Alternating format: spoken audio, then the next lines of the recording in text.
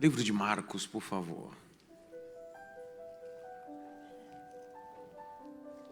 Marcos, capítulo de número 6, versículo de número 45.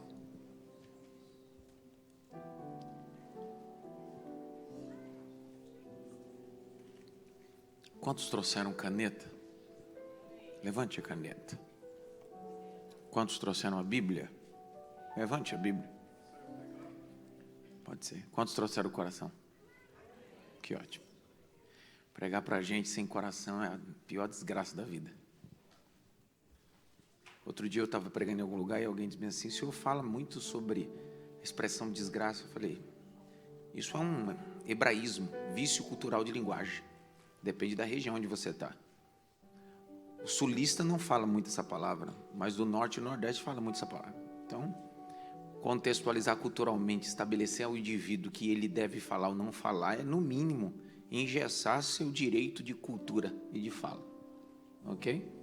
É a mesma coisa falar para o mineiro, você não pode falar sobre queijo e nem tampouco pão de queijo, uai. Então, existem coisas que fazem parte culturalmente. Hebraísmo tem nada a ver com hebraico, é vício cultural de linguagem. Você vai para São Paulo, você come aipim ou mandioca. Você vai para Minas, regiões, é aipim. Aí você vai para o norte ou nordeste, macaxeira.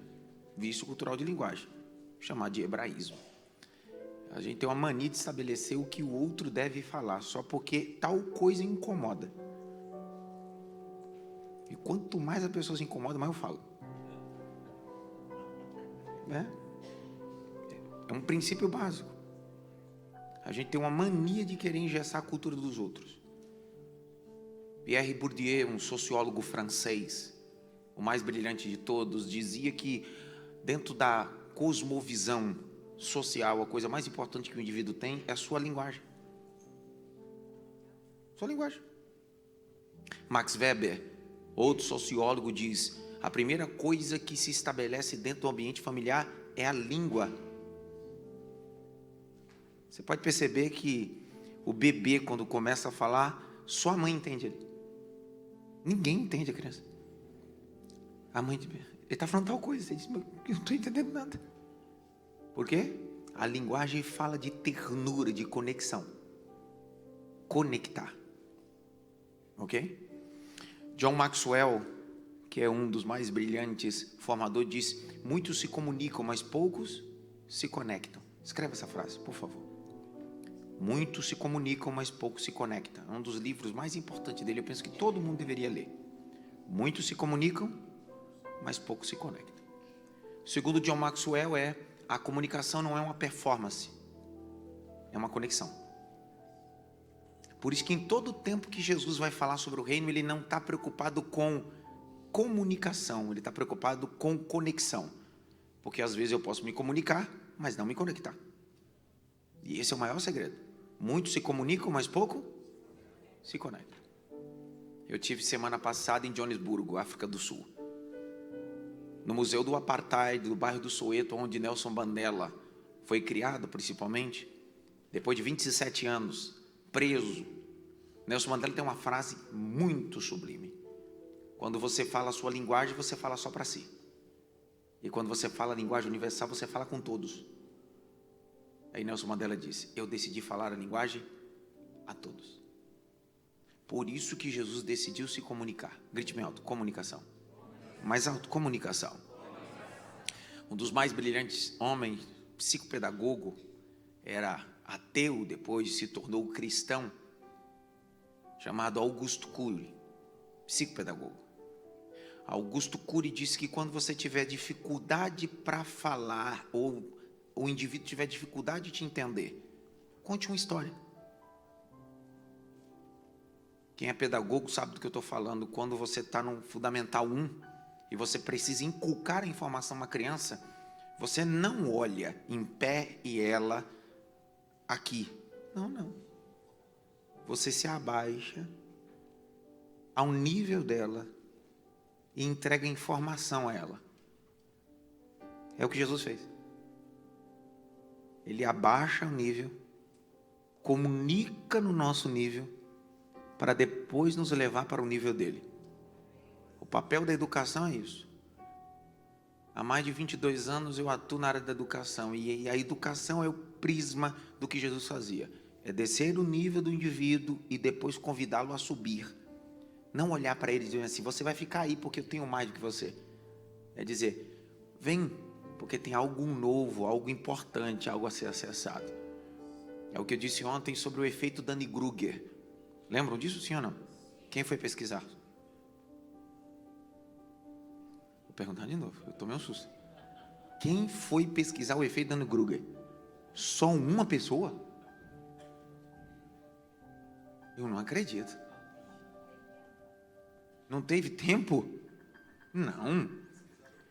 Pesquisamos outras coisas. Certamente, se a gente saísse daqui, tivesse um bloco de nota, o chat GPT, qualquer tipo de coisa.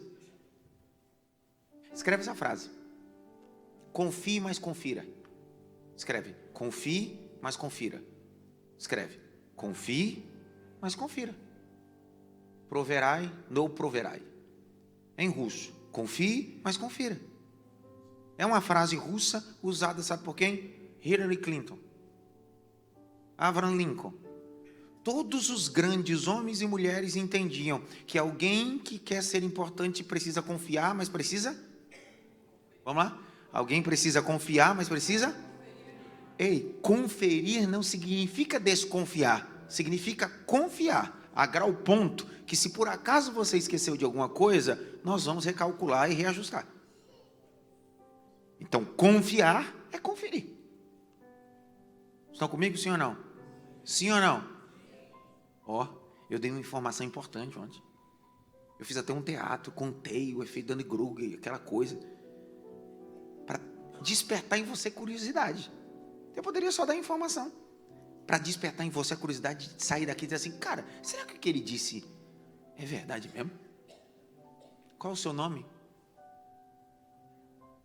Foi conferir, Rafaela? E o que eu disse? Está certo ou errado? E o ano? O ano, você conferiu o ano também? Mas está dando para entender? Ela saiu daqui e conferiu a minha informação. Faz ela sentar ali hoje e ter mais confiança daquilo que eu vou falar. Isso não significa que quando acabar ela não vai continuar conferindo. Conferir o que o outro diz gera mais confiança. Qual é a frase? Eu conto até 3, a gente repete muito alto, ok? 1, 2, 3. Não, tem muita gente para pouco barulho. Vamos lá. 1, 2, 3. Mais alto. 1, 2, 3.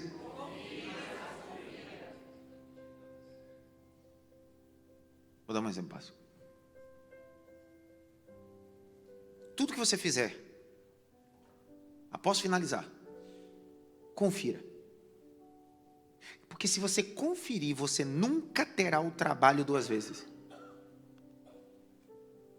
Você já esteve num trabalho doméstico ou num trabalho secular na igreja e após finalizar, alguém pergunta assim, está tudo certo? Aí você disse, está fechada a porta? Trancou? Organizou? Quando você é pressionado por esse feedback, qual é a tua reação? Aí você diz, agora você me gerou dúvida. Se você tivesse conferido, fechou? Fechei. Organizou? Organizei. Por quê? Você gerou um hábito. Lembra a frase do primeiro dia, de Aristóteles? Que excelência não é um ato, é um hábito. Dá para escrever essa frase aí, se você não escreveu no primeiro dia? Excelência não é um ato, é um hábito. Aristóteles. Excelência não é um ato, é um hábito. Como é que eu sei disso e como é que a gente pode conectar essa frase de Aristóteles sobre isso que eu estou dizendo? Se excelência não é um ato, é um hábito, quem é que tem facilidade de perdoar? Que isso? Estão me ouvindo aí, não? Dá uma aumentada no som aí, por favor, que eu acho que eles não me ouviram. Pessoal, olha para mim. Quem aqui tem facilidade para perdoar? Levanta a mão. Eu vou perguntar de novo. É bom filmar, viu, pastor? Tira foto, pastor. Já foi filmado, né? Quem aqui tem facilidade de perdoar? Eu quero ver no final. Vou dar um chute na canela de um, quero ver, sabe como é? Quem aqui tem facilidade para orar? Quem aqui tem facilidade de ler a Bíblia? Está diminuindo a coisa.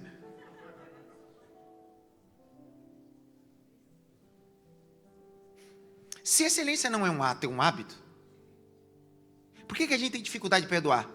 Porque perdão para nós tratamos como um ato. Ato de perdão. Só que Jesus nunca apresentou o perdão como um ato. Os discípulos perguntaram, quanto devemos perdoar? O que ele disse? 70 vezes 7 dá quanto? 490. Ele está dizendo bem assim, ei, perdão nunca foi um ato. Eu quero que você trate como hábito. Porque se for hábito, você terá facilidade de entregar isso. Eu vi um mal, também foi o único. Jesus nunca disse, ore de vez em quando, ou quando o problema chegar, quando tiver uma dificuldade, aí você me busca. Não foi assim? O quê? Orai. Se é oração sem cessar, deixou de ser um ato, virou um. Então tudo que você tem dificuldade de fazer é porque para você é um ato, não é um hábito. Por que ler a Bíblia dá dor de cabeça, vertigem, tontura? Para algumas pessoas. Porque ele passa a noite toda no Instagram, lendo a vida dos outros, lê tudo que não presta. Mas vai ler a Bíblia e diz, meu Deus, estou tonto. Por quê? Porque a leitura para ele trata como um ato, mas não é um. Percebeu que nada disso é espiritual? Porque a espiritualidade começa com hábitos bons. Porque a gente acredita que espiritualidade é epifania. É viver o transcendente. Mas a espiritualidade começa com organização carnal. Administrar coisas importantes. Ninguém falou nada comigo de novo. Diz bem alto. Ato, hábito. Mais alto. Ato, hábito. Para você estabelecer um hábito, você precisa pelo menos de 21 dias direto. 21 dias ininterruptos para aquilo se tornar o que? Um hábito. Você conhece alguém que ficou 21 dias fazendo alguma coisa? Na Bíblia? Conhece alguém não? Quem? Daniel entendeu que ele precisava mudar de hábito. Então uma conferência de 4 dias não vai mudar você. Pode te ajudar. Vou de novo. Pode te ajudar. E startar você de 4 dias. Mas ainda tem uma boa caminhada. Grite bem alto. Eu preciso. Não, direito, diga. Eu preciso mudar os meus hábitos.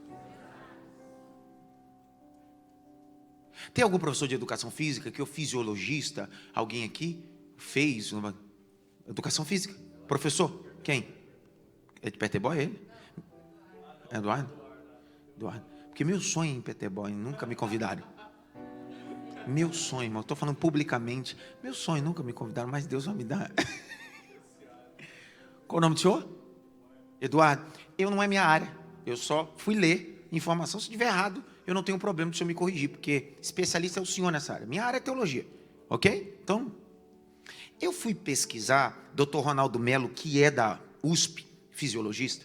Eu li um artigo dele que o músculo, em exercício, ele só começa a ganhar dimensão quando ele tem uma lesão.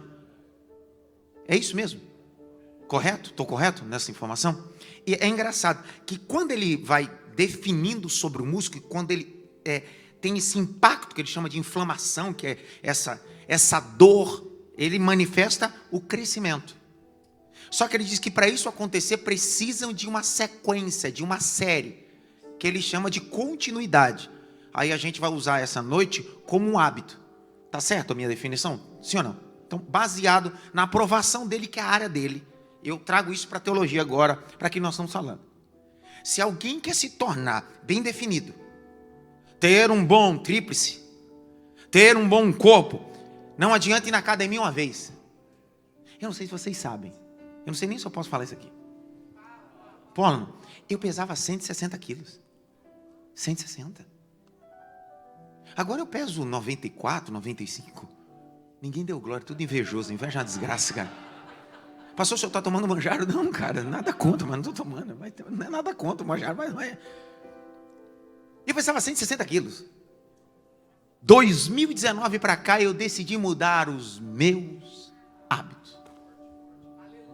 Está aqui, ó, pastor Josias, pastora Márcia, todo mundo que senta para comer comigo. A agonia deles qual é? Todo mundo come e eu estou aqui. Ó. É ou não é? Aqui, ó. Regrado. Porque o manjaro não faz milagre, bariátrica não faz milagre. O que faz milagre é mudar hábitos. Mas eu posso contar uma coisa para você? Eu já fiz no Brasil, eu já paguei todo tipo de plano na academia. Trimestral, semestral, anual, e se tivesse década eu já tinha pagado. E é engraçado. Eu tive uma época que eu pagava e comprava toda a roupa de academia. Lá no Brás, eu moro em São Paulo, capital, no Brás tem roupa de tudo que é tamanho. Então, se uma gente de 160 quilos tinha roupa de academia para 160 quilos.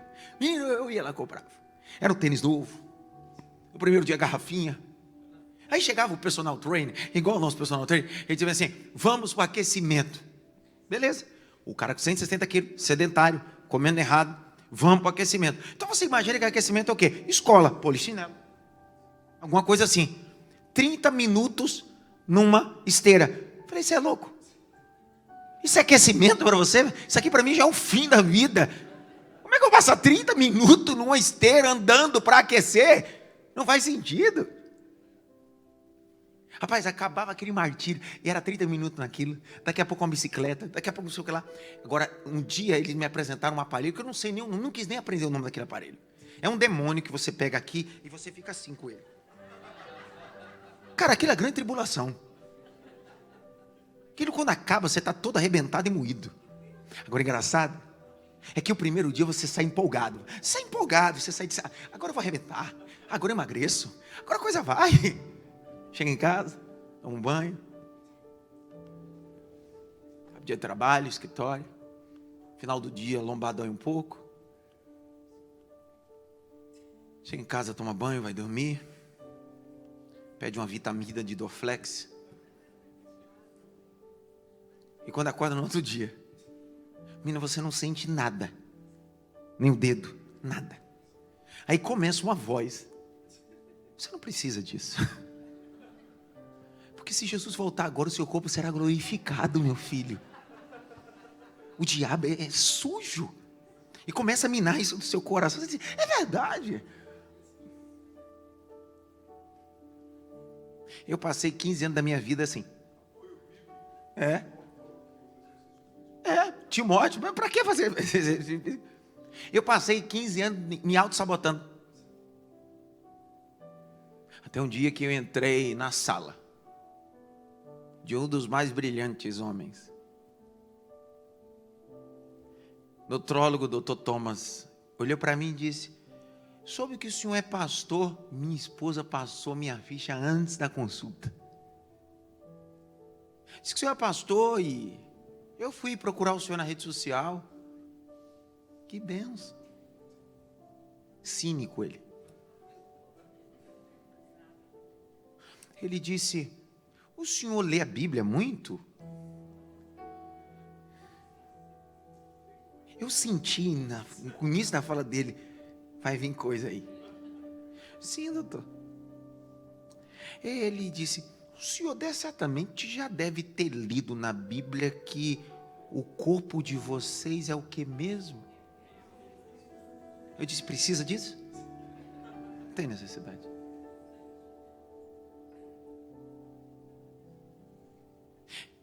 Dr. Thomas não é crente. Mas naquele dia ele foi enviado por Deus na minha vida. Ele disse, assim como o senhor tem o hábito de ler a Bíblia e orar, tem o hábito de cuidar do seu corpo. Minha vida mudou. Mas por que o senhor está dizendo tudo isso? Simples. Não adianta você ter uma carga de 4 encontros, 4 sermões, 4 porções que a gente está vivendo aqui. E acabar nisso. Não vai mudar muita coisa. Você não precisa viver isso daqui a um ano, novamente. Você só precisa dar continuidade daquilo que começou na quinta-feira. Sabe o tipo de carro que está com um problema na bateria elétrica, que ele tem combustível, o motor está bom, mas ele precisa só de um empurrão. Foi só um empurrão. Agora já pegou. Agora continua. Continua alinhando as coisas, continua ajustando as coisas, continua entendendo o propósito. Porque mais do que um discurso, você vive um projeto de Deus para você. Grite bem alto: eu vou sair dessas atitudes medíocres da minha vida. Ei, quando me falta hábito, eu quero viver atos estrondosos. Quem aqui em tempo de crise ora mais? Vou perguntar de novo. Quem aqui em tempo de dificuldade e crise ora mais, jejua mais? Todo mundo? Menos Daniel.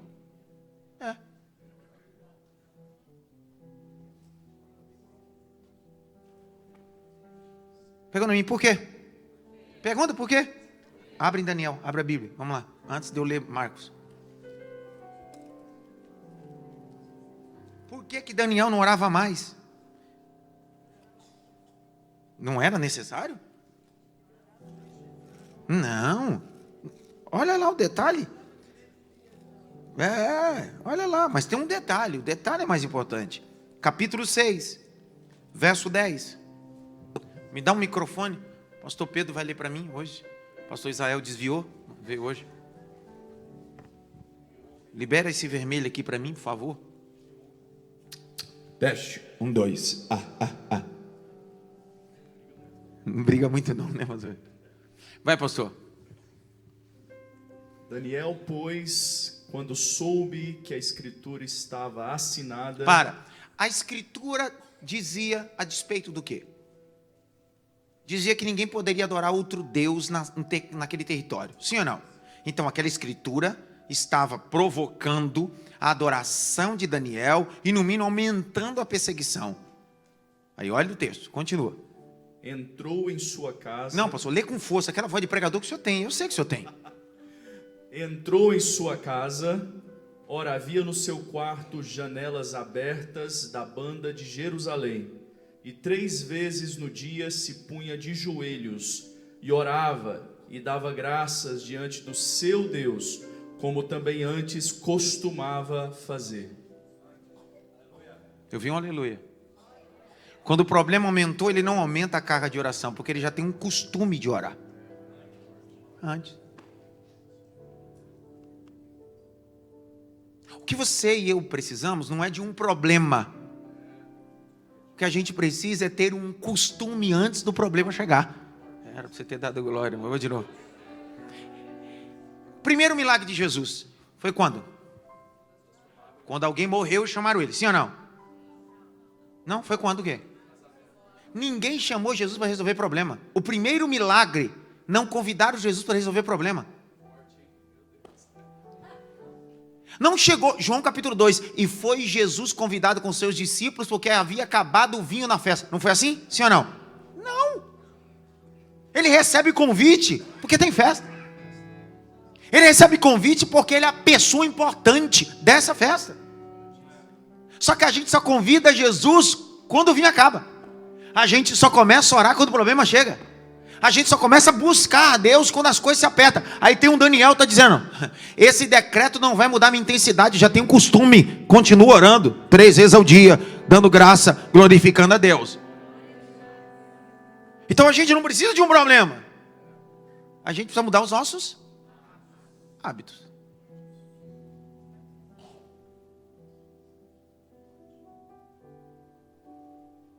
Eu vi um glória a Deus ali. Às vezes os alunos me perguntam no seminário e dizem assim: professor, o senhor estuda para pregar? Não. Você imagina se eu estudasse para pregar? Não tinha como. Eu dou aula 2 vezes por semana há 18 anos. 18 anos, ininterrupto, dou 2 vezes aula na semana. Pregações, ministrações nos outros dias. assuntos completamente distintos em matérias acadêmicas, dentro de cultos normais. Pergunta é, se eu tivesse que estudar para pregar, daria? Não. Aí eles perguntam assim, então o que o senhor faz? Eu estudo, porque preciso. Por que faz sentido aos meus ouvintes o que eu falo? Porque isso não está na minha boca, está na minha alma. Porque o que te nutre, o que ministra você, ministra os seus ouvintes. Eu vim, glória a Deus. Então, o que o evangelho precisa não são de políticos, nem de discurso. Precisa de homens que tenham uma mensagem não na boca, mas na alma. Ele vai ler um texto aqui. Se ele ler isso aqui, se não entender nada, pelo amor de Deus, eu vou embora a pé de raiva agora. Meu filho, põe na tela aí, por favor. Ezequiel 3, verso 1 até o verso 3. Lê, pastor Pedro. Vamos lá. 3, 1 a 3. Vai, pastor. Depois me disse: vai, filho do homem, come o que achares, come este rolo e vai e fala à casa de Israel. Não dá para falar se você não comer primeiro. É para você ter dado glória. Vou de novo. Deus não precisa de um corneteiro nem de um porta-voz. Deus precisa de alguém que primeiro coma o rolo para depois falar com alguém. Verso 2, pastor, continua lendo. Então abri a minha boca e me deu a comer o rolo. Pastor, olha o texto, isso é crítica textual. Deus está dizendo, para quem você vai falar, ou a quem você vai falar, você lá é adulto, mas comigo você é uma criança. Abra a boca que eu vou colocar na sua boca. Aí o verso de número 3, lê, pastor, lê. E disse-me: filho do homem, dá de comer ao teu ventre. Pastor, dá de comer ao teu ventre. Eita Deus da glória. É mensagem aqui, é o evangelho aqui, é o evangelho aqui, não é o evangelho aqui. As pessoas não querem alguém que decorou versículo e tem versículo na ponta da língua. Deixa eu contar uma história, abrir um parênteses aqui. Eu fui convidado para pregar no maior cadeia penitenciária do Brasil, chamado a penitenciária Aníbal Bruno, fica no estado do Pernambuco. Lá dentro tem uma igreja, dentro dessa cadeia, que comporta 700 detentos. Dentro dessa cadeia maior penitenciária, existe uma igreja que comporta 700 detentos para esse culto. E eu fui ministrar lá. Eu conheci um camarada que ele estava preso já há quase 20 anos. O camarada conhecia a Bíblia, todos os versículos em 3 versões, sem errar. Eu nunca vi aquilo na minha vida. Não, eu nunca. E olha que eu conheço a Bíblia. Cara, eu disse, sangue de Jesus tem poder, cara. Ele dizia, é versículo tal, na versão tal. Cara, eu disse, cara, tá vendo o que aqui? Ele disse, matei o amante da minha esposa.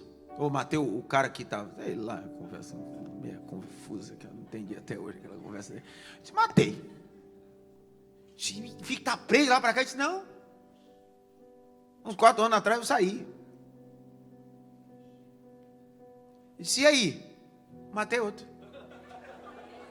Eu disse, mas você se converteu há quanto tempo? Ele disse, 6 meses que eu entrei na cadeia. Eu disse, mas você começou a decorar a Bíblia? Ele disse assim, com 2 anos eu já decorava a Bíblia. Eu disse, mas aí? Ele disse assim, pastor, eu só consigo ser crente aqui dentro. Aqui dentro eu consigo ser crente. Você entendeu ou não? Não é decorar a Bíblia e serei liberto, é conhecereis a verdade. Eu conheço gente que nunca decorou um versículo, mas conheceu a verdade o libertou. Eu conheço gente que não sabe hermenêutica, exegese, homilética, não sabe guisa introdutória, mas conheceu a verdade. E a verdade não é um versículo, a verdade é a pessoa de Jesus.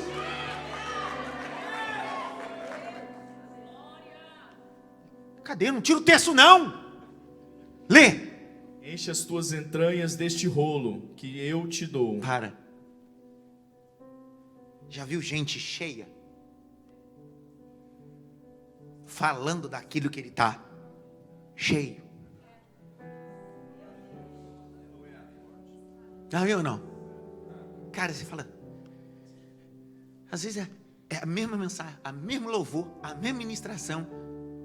A pessoa está tão cheia que parece que é a primeira vez. Você diz, cara, não é sobre performance, é sobre o que está dentro dele, sobre o que está dentro dela.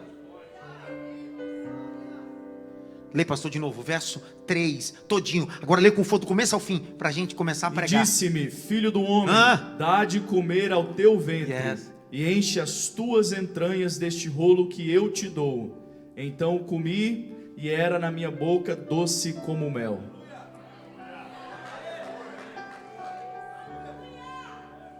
Era na minha boca, alimentou minhas entranhas. Era na minha boca doce como mel. Aí olha o verso 4. Olha o 4, devagarzinho, aquela voz bem devagar, vai. E disse-me: filho do homem, vai. Para, não dá para ir sem antes comer primeiro.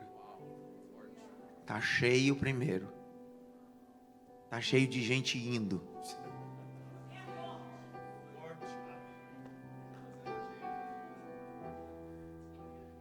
Não é sobre ir, cara. Você sabe que os 4 verbos da missiologia está em Mateus 28. Ir, fazer, ensinar e batizar. São os 4 verbos. Eu preciso ir, fazer, ensinar e batizar. Agora a pergunta é: vai ir, vai fazer o quê? Ensinar o quê? Tá cheio de gente indo. Aí quando você encontra ele lá na frente, tá indo para onde? Fazendo a vontade. De quem? De Deus. Aí você olha o que ele está fazendo, não é possível que a vontade de Deus é isso aqui. Eita, pega. A gente vai misturando a nossa vontade com a vontade de quem? De Deus. Eu tenho medo, irmão, desse negócio dizendo assim: eu senti no meu coração. Enganou seu coração do homem, você não sentiu nada. Esquece aí, filho. Está sentindo demais. Lê, pastor, do verso 4, do começo ao fim. Vai, pastor, vai. Disse-me: filho do homem, vai e entra na casa de Israel, e dize-lhe as minhas palavras. Pastor, o verso 4 está dizendo: agora você pode ir falar as minhas palavras. Mas essas palavras eram para quem? Desde o início. Está no verso de número 4. Verso 1, verso 4. Era para quem? Para no microfone. Israel. Então por que ele teve que comer? Não era para ele. Toda vez antes de você corrigir alguém, você precisa ser ministrado por essa correção. Antes de você confrontar alguém, você precisa ser confrontada por ela. Porque só assim as pessoas vão dar ouvido, porque o seu confronto virá banhado, introduzido com azeite, misericórdia e graça para a glória do nome de Jesus. Não é desabafo, é confronto com graça e amor. Viu a diferença? O meu povo perece por falta de conhecimento. Abra Marcos 6,45. E eu termino. Já.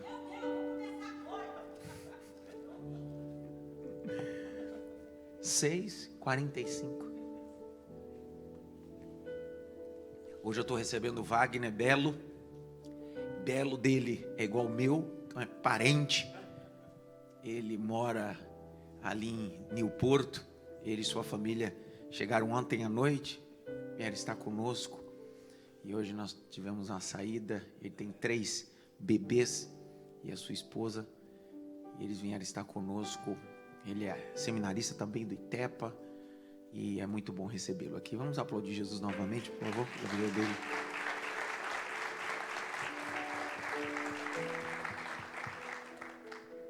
Eu queria propor a vocês, nesse próximo período, um tema que pode chocar. Mas ó, inicialmente vai chocar, mas desarma. Alright? Desarma. Desarma. E ouve primeiro.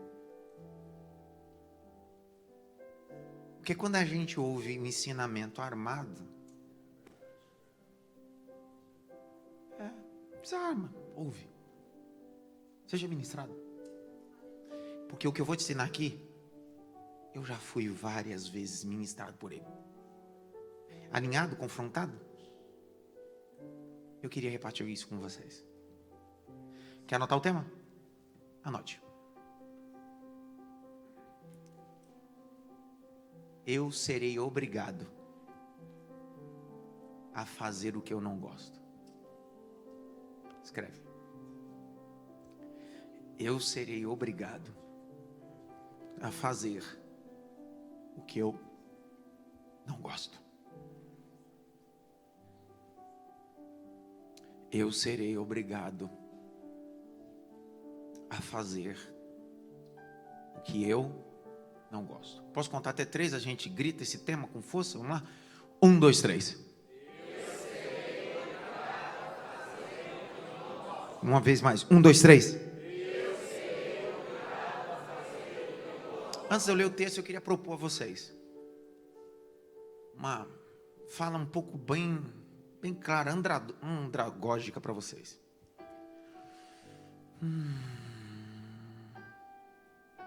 A senhora tem quantos filhos? Nenhum, desculpa. Quantos filhos a senhora tem, pastora? 2. Fique em pé. Dá um microfone para a pastora. Quantos anos eles têm, pastora? 12 e 9. Idade maravilhosa de incendiar a casa. Eles estudam de manhã, pastora? Dá um microfone, pastora. Sim. Que hora que eles precisam estar na escola? Um às 8 e o outro 9. Que benção. Todos os dias de manhã, quando a senhora se acorda e vai até o quarto deles, eles já estão acordados, banhados, trocados, não é assim? Não todos os dias. E tem dia que acontece isso, que eles estão prontos? Tem? Que benção. Que orgulho que eu tive agora nessa casa. Nenhum desses dias assim, eles nunca fizeram um tipo de negócio com a senhora, disse: mãe, eu estou com dor de cabeça, não quero ir hoje. E o que a senhora fez? Não tem conversa, não. Vai embora. Vai para a escola. Pastora, Em nome de Jesus. em nome de... unge ele, vai, miserável. Quer dizer que a senhora obrigou eles aí? Que mãe ruim, né, cara? Porque eu não queria uma mãe dessa assim. Eu não queria, não. Mas tudo bem. Que hora que eles voltam, pastora? 4 e 3. Estudo bastante aqui nos Estados Unidos, né? No Brasil, Pô, outro dia eu falo sobre isso. Quando eles voltam, pastora, imagine que eles precisam fazer um lanche. E a senhora cria uma dieta, e nessa dieta pode trazer nutrientes para eles. A senhora serve lá leite, pão e etc. Só que o menino, que tem 9, diz: mãe, eu não quero leite. O que a senhora faz? Fala no microfone. Mãe, eu não quero leite. Depende do que ele vai querer. Mas, mãe, eu não quero leite. E aí, o que a senhora vai fazer? Vou oferecer outra coisa no nível. No nível. Exatamente. Mas a senhora não vai obrigar, como obrigou de manhã ele para a escola. Não. Engraçado, é a mesma casa, o mesmo filho, mesma mãe. Sei. Mas de manhã ela obrigou. Agora não obrigou mais. Vocês estão entendendo o que eu estou tentando dizer ou não? Você não precisa mudar de casa. Não precisa mudar de Deus. É que no ambiente da casa, da paternidade divina, existem coisas que você não tem escolha. E existem coisas que ele pode lhe dar escolha. É o que nós chamamos do grego koiner de boele e teleuma. Um se chama vontade, o outro se chama decreto. Existem coisas que são vontade, outro decreto. Quando Jesus ensinou, quando vocês forem orar, orem assim: que seja feita a sua, é vontade, não é decreto. Obrigado, pastor. Aqui a gente não vai entrar no mérito ainda de João Calvino, John Knox, Zwingli. Não vai entrar no mérito ainda de Martin Lloyd Jones, nem tão um pouco de Armínio, de John Wesley. Não é o mérito aqui dessas duas linhas. O mérito aqui é o comum. Existem coisas na sua casa que você obriga e outras que você dá direito para escolher. Só que tem uma coisa que a gente precisa propor nesse texto. É que nível que você está no evangelho e nas coisas do céu. Porque isso aqui é uma escola. Escola do quê, pastor Josias? Por favor. Não, pelo amor de Deus, fale aqui, por favor. Fale, pelo amor de Deus. É uma escola bíblica para obreiros. Então aqui não tem membro. Porque se tiver membro, é alguém que entendeu, eu vou fazer minha inscrição, mas quero deixar de ser membro. Porque já que é uma escola de eu quero me preparar para ser um, tá comigo sim ou não? Por isso que a nossa fala aqui não é fala com membresia, porque a fala com membresia é uma, fala com obreiro é Pedro, Tiago e João, de canto para conversa séria.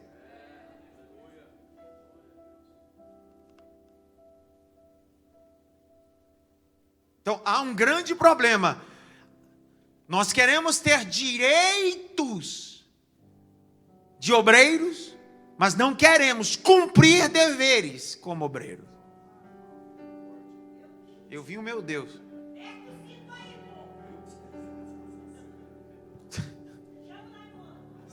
Chama o quê? Não, chama o quê? Não, mas eu quero a palavra que ela falou. Não. Sou muito bom de inglês, cara. Pessoal, estão comigo sim ou não? Não, sim ou não? Por que eu estou falando tudo isso aqui? Porque o que eu vou entrar aqui, se você me ouvir como membro, não vai fazer sentido. Não, pastor, mas eu sou obreiro, mas se sua cabeça for de membro, não vai fazer sentido o que eu vou falar. Agora, se você tiver consciência que você é um obreiro, porque isso é uma escola de obreiros, fará sentido. Ou se você está se preparando para se disponibilizar a ser um obreiro, discípulo, fará sentido.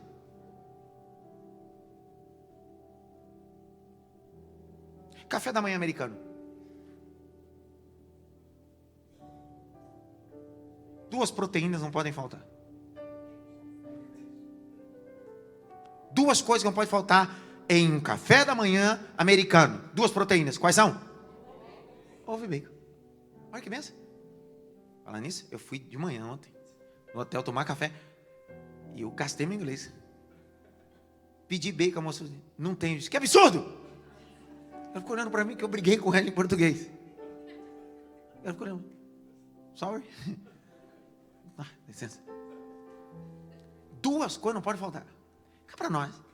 Olha para o prato de manhã de um bom café da manhã norte-americano. Bacon bem fritinho. Crocante. Ovos. Olha para aquele prato. Aquelas 2 proteínas definem o que eu quero dizer hoje. Um desses que está ali se envolveu. Outro se comprometeu. Quem se envolve não se compromete. Quem se compromete não se envolve.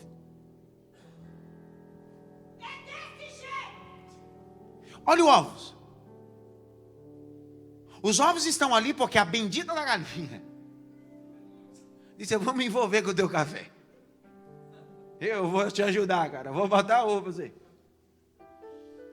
Aí você pergunta assim, mas esse ovo não está muito bom, mas pelo menos eu botei. Eu não tenho alguma coisa. Pelo menos eu fiz. Mas você chegou atrasado, mas pelo menos tem. Ovos. Gente que está envolvida. Quando você cobra ele, diz assim, não, mas eu não posso cobrar, mas eu estou só envolvido, poxa. Só que você olha para o prato e vai para a segunda proteína. Segunda proteína é o quê? E o bacon não foi alguém que se envolveu, não. Foi alguém que se comprometeu. Procura o porco vivo. Procura ele. Ele morreu. Porque ele decidiu dar a vida pela causa. Jesus nunca disse a você que era para você se envolver com o Evangelho. Jesus disse para você se comprometer com o Evangelho. Evangelho não é lugar para você se envolver. Evangelho é lugar para você se comprometer. Por isso que Jesus disse: não vivo eu, mas Cristo vive em mim. Porque eu morrer para mim é lucro.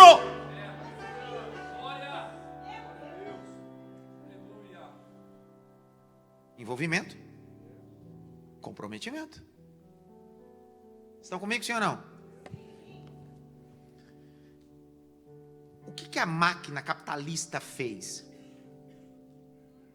Pegou a base, que é o poder do consumo. Segundo Max Weber, Ética Protestante, Espírito Capitalista. É um dos livros mais importantes da sociologia. E eu penso que todo cristão deveria ler, ainda que tivesse uma abordagem sociológica, não teológica. Ética Protestante, Espírito Capitalista, de Max Weber. Ele vai dizer o que a massa capitalista fez. E eu não tenho nada contra. Só que ele faz uma definição olhando sociologicamente. O seguinte: quer que os grandes CEOs, líderes de empresas fazem com seus colaboradores? Levam eles para imersões de finais de semana com coaches, palestrantes.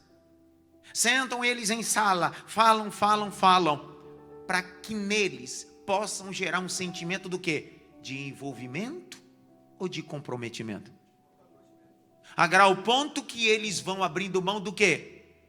Da sua família, dos seus filhos, da sua casa, dos seus sonhos, por causa da empresa. Chega uma hora que a empresa se torna uma religião para ele. O que essa galera fez? Conseguiu a coisa mais importante, startar. E a pergunta que não quer calar: nenhuma igreja local séria vai exigir que você leve a bandeira do ministério. Igreja séria. Mas vai exigir que você leve Jesus Cristo como bandeira da sua vida. Você quer ver uma coisa? Não sei se eu posso falar isso aqui. Pastor Josias, eu queria que o senhor me ajudasse. Pega o microfone, eu preciso do auxílio do senhor para o senhor me dar essas informações. Quantos cultos semanais tem aqui na Shekinah, em Newark? Por favor. 2 domingos, 2 segundas-feiras. Mas no domingo, a pessoa que vem no domingo de manhã é obrigado a vir no domingo à noite? Não necessariamente. Não. Então, automaticamente, nós temos 2 horários, mas a pessoa escolhe um horário. Quantas horas é esse culto domingo de manhã? 2 horas. 2 horas. O da noite? 2 horas. 2 horas. Vamos lá. Então, esse é o primeiro culto. Então, nós temos 2 horas para alguém que ou vem de manhã ou vem à noite. Próximo culto, qual dia é? Segunda-feira pela manhã, 9h30 da manhã. Mas todo mundo vem? Não. Só quem está desempregado ou tem uma flexibilidade. Ok? Vamos lá. Segunda-feira, 5 horas da tarde. Outro culto. Esse é um culto aberto, público? Sim. Quantas horas de culto? 2 horas. 2 horas. Ciclo de oração. Vamos lá. Outro culto. Quarta-feira, torre de oração. Que hora? 8 da noite. Vai até que hora? 9h30. 9h30. Tá fazendo o cálculo? 2 no domingo. Na segunda-feira nós temos mais 4. Na terça-feira nós temos, quarta-feira nós temos mais 1h30, que já deu quanto? 7h30. Continua, pastor. Sexta-feira, 2 horas. 2 horas. 8 às 10. Então nós já temos 9h30. Sexta-feira é sexta para os ministérios. Isso. Toda sexta é ministério diferente. Os jovens e adolescentes, toda sexta-feira. Então fechamos a semana de atividades na igreja. Olha para mim. Dos meus olhos. Fizemos um cálculo básico. Malbataan foi o maior matemático do Brasil. Nasceu no Rio de Janeiro, foi criado no estado do Pernambuco. E toda pessoa que faz ciências contábeis é obrigada a estudar sobre Malbataan. Malbataan dizia que matemática é exata, não dá para mudar. Exata, por isso chama exata. Fizemos um cálculo básico. Se nós viermos em todos os cultos das atividades locais desta comunidade, dará 9h30. Diante de nossas demandas, certamente a gente não consegue vir. Tem culto de manhã, tal dia e tal, mas 9h30. Quem aqui trabalha 8 horas por dia? 7 horas por dia? 10 horas por dia? 15 horas por dia? Então significa que a maioria que está aqui um dia dá o total ou supera o total de uma semana de culto local em sua comunidade.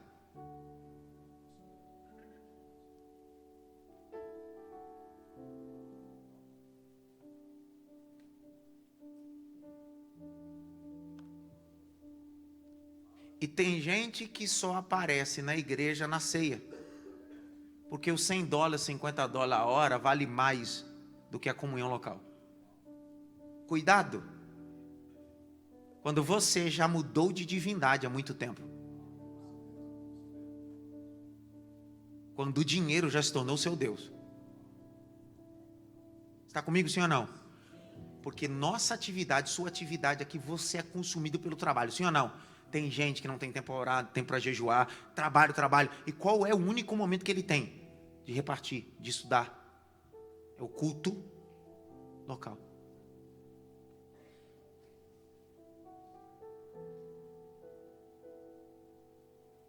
Está fazendo sentido o que eu estou falando? Está claro o que eu estou falando, sim ou não? Pastor, o senhor está dizendo que eu tenho que vir para todos os cultos? Foi isso que eu disse? Não foi isso que eu disse. Em nenhum momento disse isso. Eu estou fazendo você analisar. Que será que na sua agenda são as atividades locais da igreja que andam acumulando e sobrecarregando você? Pastor, eu não tenho tempo para minha família. Como? É a igreja que está tirando você da sua família? É teu trabalho. É seu falta de gerenciamento. Não é a igreja não, nem os cultos que tem aqui não. Não. Porque a primeira coisa quando a gente quer aliviar nossa agenda, a gente para de fazer o quê? A obra. Ou o culto local, você vir na igreja local, porque a gente diz o quê? Estou com muita coisa carregada. Você sabe por que você tirou isso? Porque isso nunca foi prioridade na sua vida.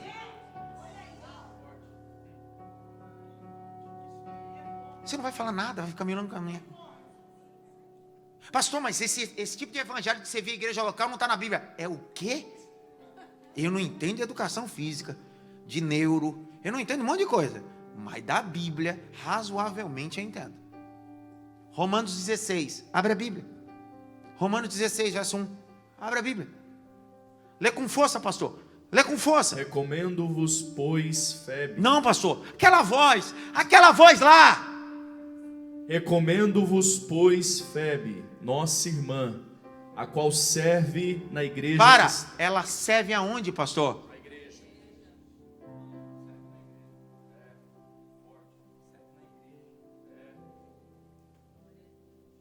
Não, lê de novo, pastor, porque 4 deram glória a Deus. Vamos ver se a gente entende que a gente pode ter uma vida de trabalho profissional, de sucesso, ganhar dinheiro, tudo bem. Só que a gente precisa entender que nós fazemos parte de uma igreja local, de uma comunidade local. E só faz sentido o evangelho quando eu tenho uma igreja local onde eu sirvo. Lê, pastor, agora. Recomendo-vos, pois, Febe, nossa irmã, a qual serve na igreja que está em Secreia. Por quê? Hebreus 10, 25, põe na tela. Hebreus 10, 25, põe na tela. Lê, pastor Pedro, com força. Hebreus 10, 25. 10, 25. Lê. Não deixando a nossa congregação, como é costume de alguns. Como é que eu só tenho 2 cultos ou 3 cultos principais na semana e eu marco uma festa no dia do culto? Eu marco atividades essa no dia do culto, que você não marca no outro dia.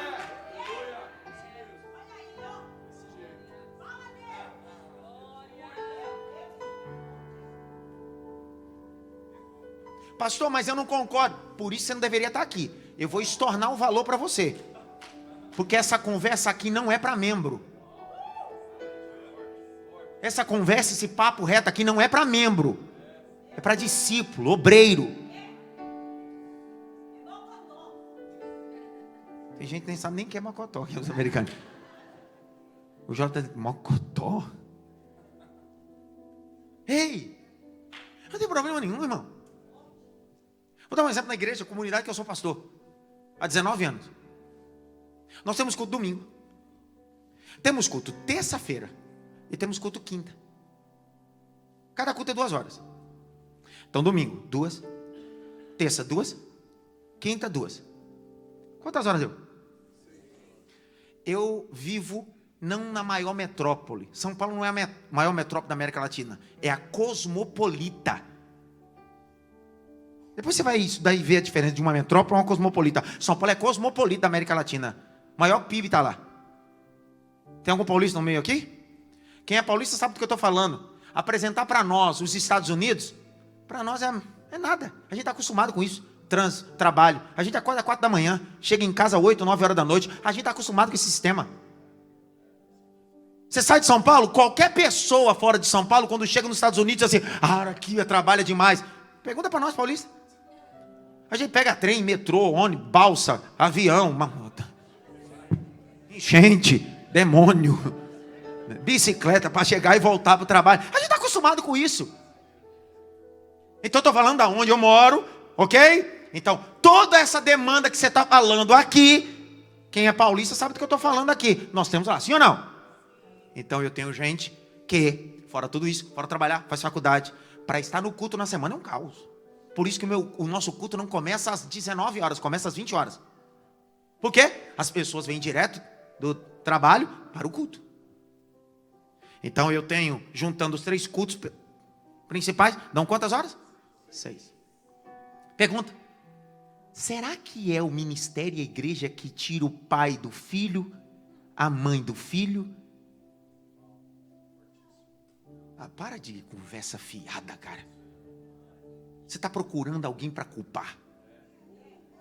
A sua falta de gerenciamento com a sua família e com as suas coisas, culpa quem não é para culpar.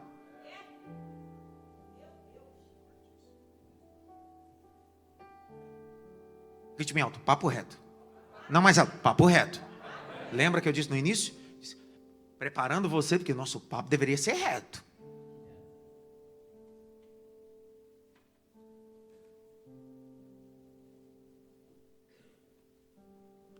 Quando você vai cortar alguma coisa do seu orçamento, o que você tira? Arroz, feijão, carne ou academia? Por quê? Você sabe por que na sua lista, quando aperta alguma coisa, você tira os cultos e sua atividade ministerial? Porque nunca foi prioridade. Aí você quer ser tratado como obreiro, quando você se comporta como membro. Membro se comporta assim.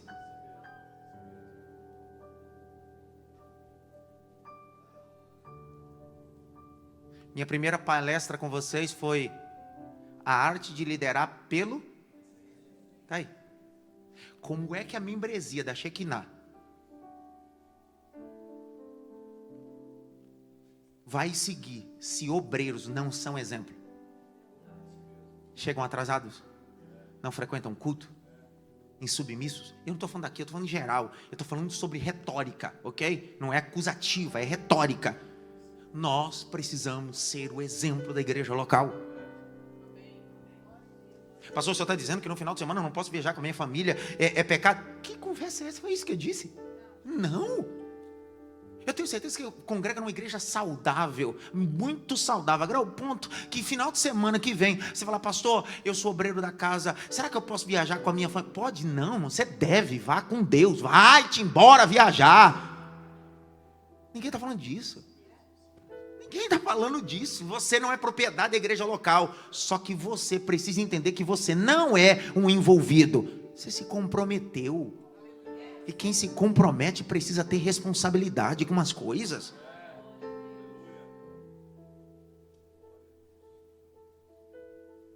Dá uma olhada pelo menos para 3. Diga para ele assim: dá um glória aí para disfarçar, poxa.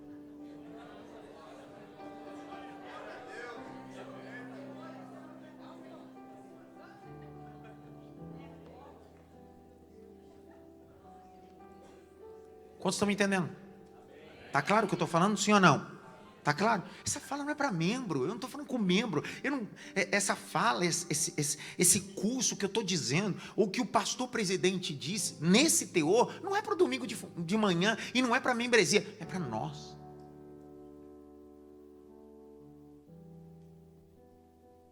Porque nós somos o modelo. Exemplo. Lê, pastor, por favor. 10:25. De novo, pastor. Não deixando a nossa congregação, como é costume de alguns. Tem gente que tem um costume feio. Antes. Para! Costume feio, cara. Porque a gente tem a mania de copiar o que não presta.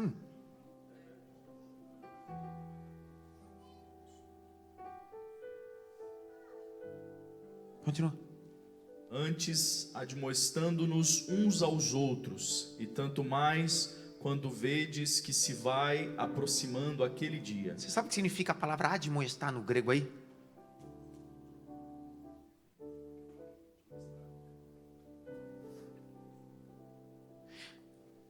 Dirigir, confortar, exortar. Você sabe por que algumas pessoas não querem mais congregar? Porque não querem mais ser. Eu vou estar te falar uma coisa, mas também não posso aqui. Está cheio de gente sociologicamente dizendo: meu melhor amigo é o meu pet. Você sabe por que o seu melhor amigo é o seu pet? Porque ele é um ser irracional, onde você comanda. Você não consegue viver em um ambiente com pessoas racionais, que pensam diferente com você. O sábio Salomão diz que ferro com ferro se afia. Eu aprendi a ser gente, convivendo com gente. Um dia eu olhei e disse assim: que fulano mala. Eu percebi que eu sou mais do que ele. Pronto. Cara, eu tô falando de mim mesmo. Cara, eu faço pior. É esse ambiente de congregar, de admoestar uns aos outros, de encorajar uns aos outros, de perdoar uns aos outros, de orar uns pelos outros, que faz a gente fortalecer o que nós chamamos de igreja. Eu estava em Angola agora, ministrando há 30 dias atrás, em Luanda. Eu fui visitar o mercado mais... Vou procurar a palavra certa, né? Não encontrei, vou ter que falar isso daqui. O mercado mais terrível que tem é o mercado em ar livre, chamado Mercado do 30. Eles falam 30 desenhos, Mercado do 30. Depois, essa informação você precisa fazer o quê? Conferir. Depois só colocar lá, Mercado do 30 em Angola. Menino, são 20 mil pessoas ar livre. O bode é matado assim, o animal é matado assim. As coisas é tudo. O negócio é feio.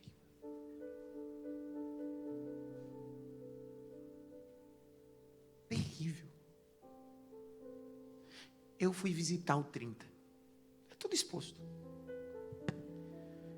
Eu olhei e vi saco de batata. Vocês já viram saco de batata? 3 pessoas viram saco de batata. Já? Vocês sabem o que é batata, pelo amor de Deus? Batata. Eu não sei se aqui no Walmart é assim ou no supermercado é assim, mas no Brasil tem mercado que é assim, que as batatas ficam literalmente dentro dos sacos, expostos, mas nos sacos. Já viram? Você pode pegar um saco de batata. Quantas pessoas mais ou menos tem aqui hoje, pastor Josias? Mais ou menos aqui, pastor Ezra? Me ajude, mais ou menos, por cima assim, por cima aqui hoje, por cima. Sente, pastor Josias, pastor Ezra, imagina 110 batatas. Pensa num saco cheio de 110 batatas. Aqui na sua frente. Do outro lado eu tenho 110 batatas que não estão num saco. Elas foram descascadas. Elas foram cozinhadas. Elas foram amassadas. E elas estão em uma panela chamada de purê de batata.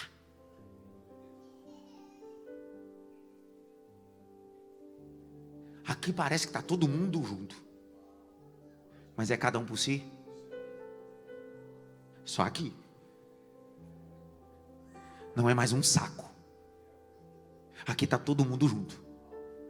A dor de uma é a minha dor. A alegria do outro é minha alegria. O choro dele é meu choro. O sorriso dele é meu sorriso. A gente virou um purê de batata. Eu não acredito no ministério que é um saco de batata com um monte de batata, e cada um fazendo o que quer, e diz: nós estamos no mesmo propósito. Eu acredito no ministério que sai desse ambiente de saco de batata, passa por um processo de fogo, se descasca, amolece, se ajunta para cumprir o propósito de Jesus Cristo. Aqui não tem a minha vontade, aqui nesse saco é minha vontade, meus sonhos. Aqui, nossa vontade, nosso sonho. Quem se comporta como saco de batata é membro, cara.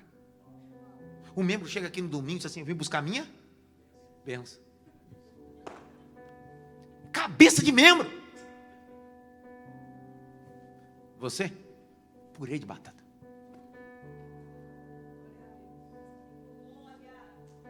Comunicai as vossas necessidades aos santos. A comunicação desse purê. Estão comigo, sim ou não? Aqui a gente não sabe qual foi a batata maior ou menor. Não vai falar nada? Mas aqui não, no saco, ó que batata grande. Eu quero a grande, eu quero a média. Aqui não. Aqui ninguém sabe qual é a grande, qual é a pequena. A gente é purê, eu quero o purê.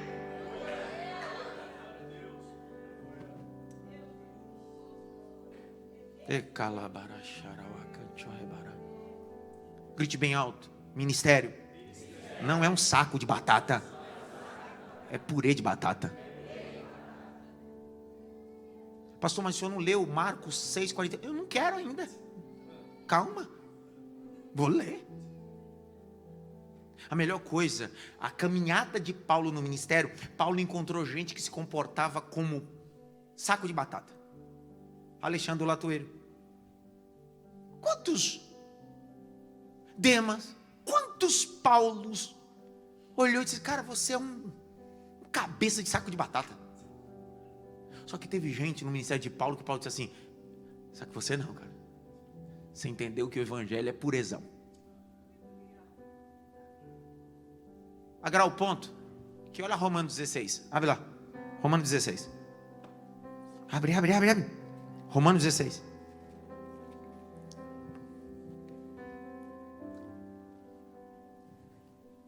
verso de número 2, 3, 4 e 5, olha o que é a igreja, vamos ver se a gente entende isso, o que é igreja, o que é ministério. Igreja, ministério, não é um saco de batata, é ter a capacidade de entender que o problema do outro é meu problema. Lê, pastorzão, lê.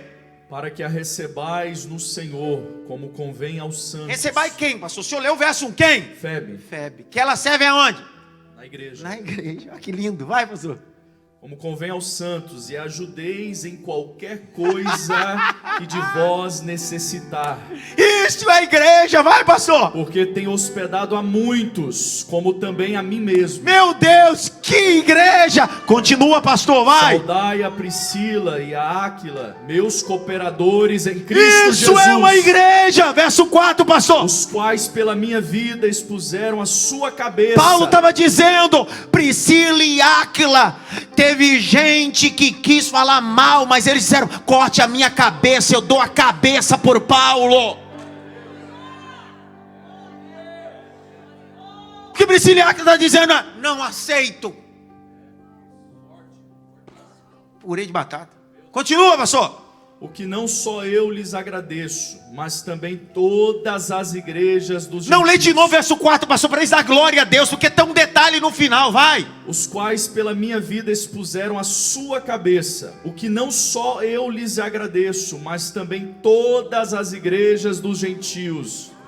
O que Paulo está dizendo é: somos um purê de batata, e não importa se é em Peterboy, não importa se é em Orlando, não importa se é aqui, aonde tiver uma Shekinah, não é um saco de batata lá, outro saco de batata lá, somos um purê de batata para a glória de Jesus Cristo. Purê.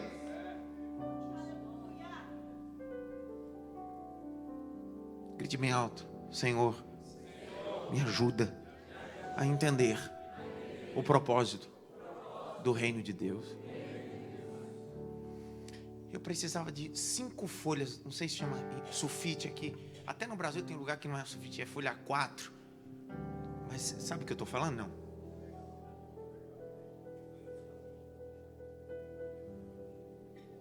Olha, correu. Gostei do pique, viu? Enquanto foi pegar, pastor Misa, canta um louvor para Jesus. Pode ser. Acho que ele foi pegar para não vou, obrigado. Já para aproveitar ele que vai vir. Canta, pastor. A Ele a glória. Aumenta esse microfone. A Ele a glória.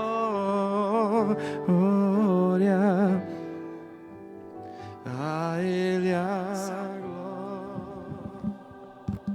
Ajuda, minha filha, canta, porque a tua voz é bonita também. Canta, vai. Sempre amei. Canta para Jesus, vai. A Ele a glória,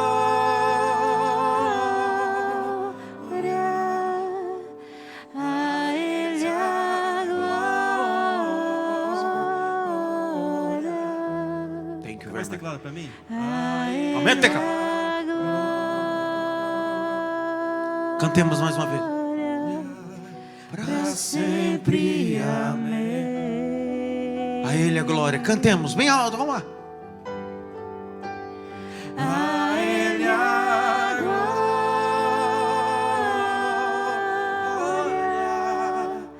a Ele a glória, A Ele a glória. a Ele a glória, pra sempre amei. Será que nós podemos aplaudir Jesus por tudo que Ele tem feito? Por tudo que Ele tem feito. Grite bem alto. Saco de batata. Purê de batata. Mais alto. Saco de batata. Purê de batata.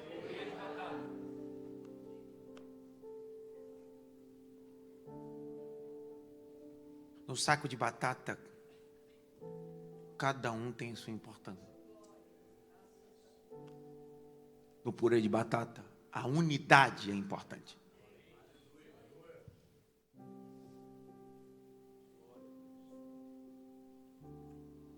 Olha o purê.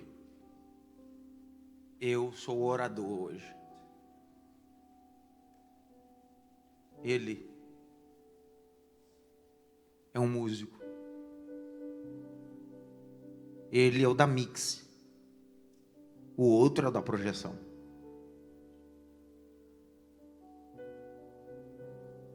Se nós nos tornarmos o purê, tudo acontece para a glória de Deus. Está vendo o que eu estou pregando? Que eu preciso estar conectado com Ele, Ele conectado comigo. Que em todo momento eu estou solicitando, põe o texto. Se Ele levar na cabeça dele, por que está me cobrando? Ele nunca foi solicitado tanto num culto. Para ele sair daqui entendendo, cara, eu sou tão importante nesse processo.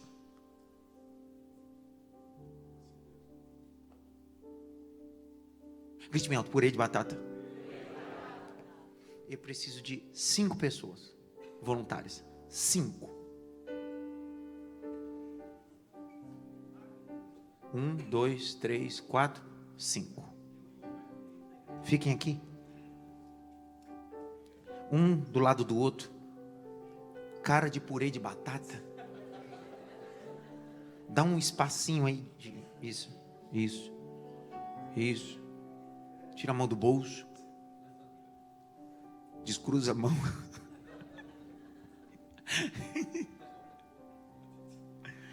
Ai, meu Deus do céu. Eu vou descer aqui, tá? Rapidinho.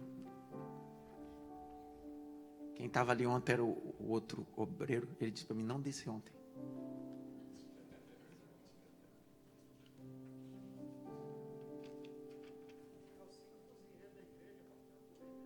Cinco cozinheiros? Que pensa.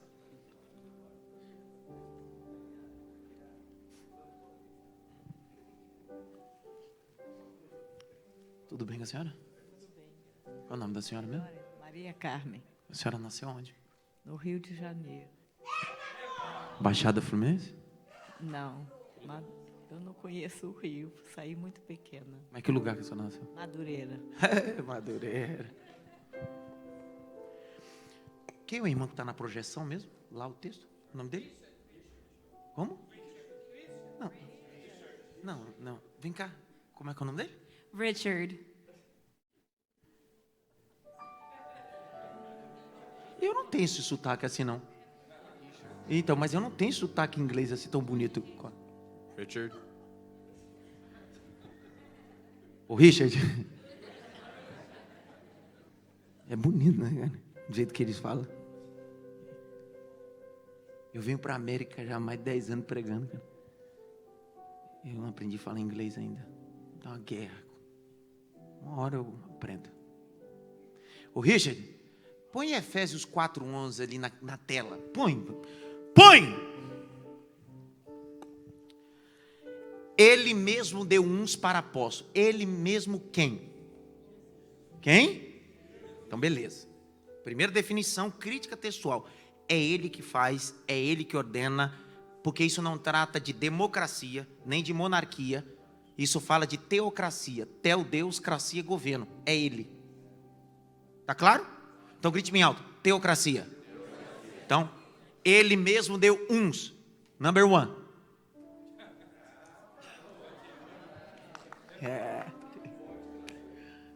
Apóstolo. Qual desses 5 é o apóstolo? Ele. Grita apóstolo. Não, apóstolo não grita assim não.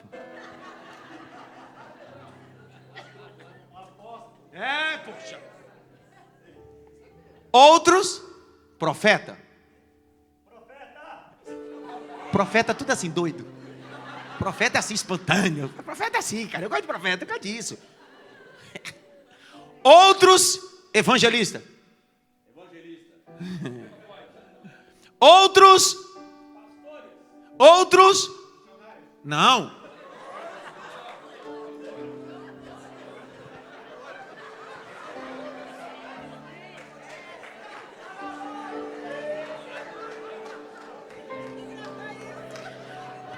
Essa gravação eu quero porque eu vou colocar no meu Instagram.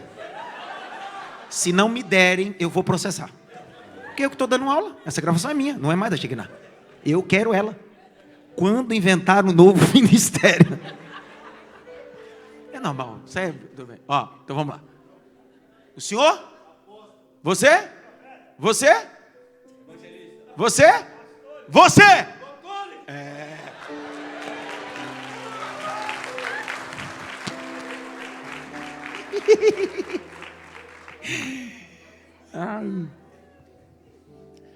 Eu quero fazer isso de forma bem pedagógica, andragógica e visual. Para ficar claro. Como eu disse para vocês ontem, eu sou a 3ª geração de pastor na minha família. Eu só entendo de igreja. Eu nunca bebi, nunca fumei, eu casei virgem. Eu fui para o seminário, tinha 17 anos, então eu só entendo de igreja. Então você imagina que eu já escutei de tudo. Já ouvi de tudo. E não significa que tudo que eu vi e tudo que eu vi estava certo.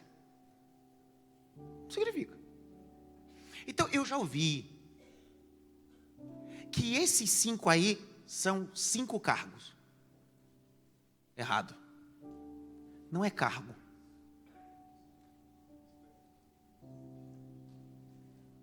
A palavra ministério, que vem da mesmo tronco linguístico do grego koiné, que é ministro, é uma palavra de vocalização chamada ruperetas. Ruperetas é remador. Você sabe onde o remador ficava? No porão do navio. Quando os navios atracavam no porto de Corinto, que se chamava o porto de Cencreia, é dali que Paulo cunha a primeira vez a expressão ministro ou ministério. Que Paulo está visualizando as embarcações atracando no porto de Cencreia e vendo os remos, aonde os pseudos ruperetas não apareciam, o que aparecia era só os remos. Então Paulo está dizendo, a coisa mais importante não é o homem que está dentro do porão, é a madeira que ele utiliza para carregar. Então a coisa mais importante do evangelho é o madeiro. Então isso aqui não trata de cargo. Toda igreja tem que ter os 5 ministérios. Então os 5 ministérios é uma ação. É um ruperetas. Então a igreja não precisa ter fulano de tal é apóstolo. A igreja é apostólica. Fulano de tal é pastor. A igreja é pastoral. Fulano de tal é evangelista. A igreja é evangelista. Fulano de tal é pastor. Não, fulano de tal é doutor. A igreja precisa ter mestres. Os 5 ministérios precisam ter na igreja. Então isso não trata de cargo. O senhor é o que mesmo? Representando o apóstolo. O senhor? O senhor? O senhor? O senhor? Eu vou contar até 3, eu queria que vocês pegassem a folha sem amassar. E queria que vocês fizessem toda a força possível. Mas eu quero que vocês façam com muita violência. Mas com muita violência mesmo. Vou ficar até daqui, porque eu sei que vai chegar pelo menos até aqui. Tentem jogar essa folha sem amassar ela, do jeito que ela está aí. E eu quero que vocês joguem para chegar até aqui. Aqui vocês têm força, vai. 1, 2, 3.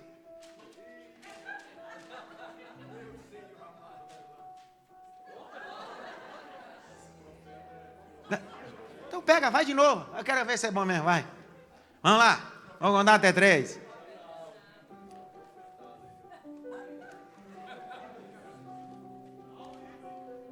Olha, ele não espera nem eu contar até 3, tá vendo? Calma.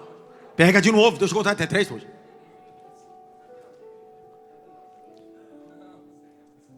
Um, dois, 3. Que luta, irmão. A gente vai passar 20 anos na Shekinah, a coisa não vai. Pegou na mim, por quê? Porque não é sobre força. Não é sobre hard work, é smart work. Gostou dessa, né, cara? Me zoaram aqui porque eu falei, I have, eu quero ver. I have a dream. Green, né? Green. O verde é meu, eu falo o que eu quero. Sai fora. Eu tenho verde. Fica tranquilo. Quero ver se é bom no hebraico também. Vou dar mais uma oportunidade para vocês. Vai. 1, 2, 3.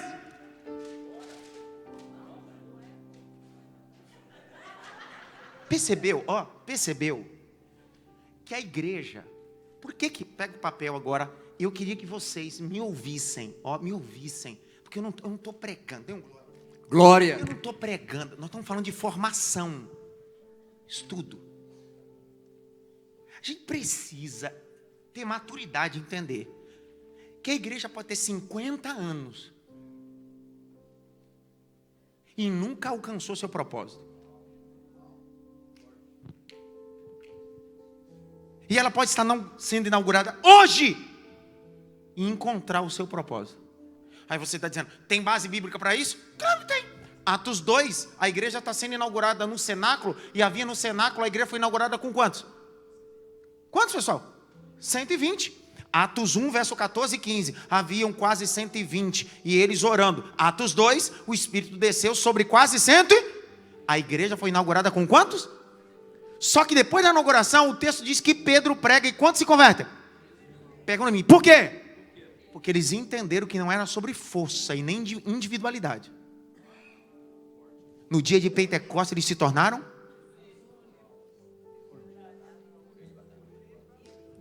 um purê de batata. E quando 120 se torna purê de batata, num culto só 3.000 se converte. Quando 120 vira purê de batata, Atos 4, mais 5.000 se converte.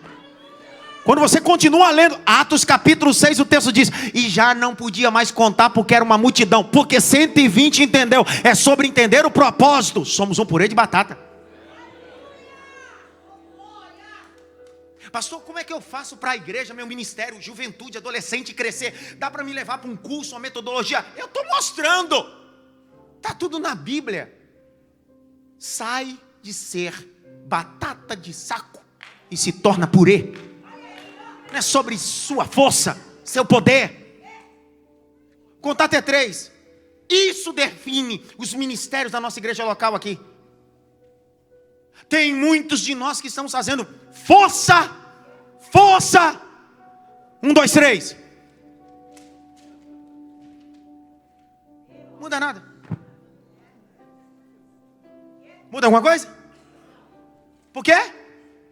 Grupinho dos jovens, grupinho das irmãs, grupinho dos obreiros, grupinho da terceira idade, grupinho dos músicos, churrasquinho deles, oraçãozinha deles. Cada um tem o seu mini culto, seu mini grupinho. Conta até 3 de novo. 1, 2, 3, vai. Passa 2025, 2026, 2027.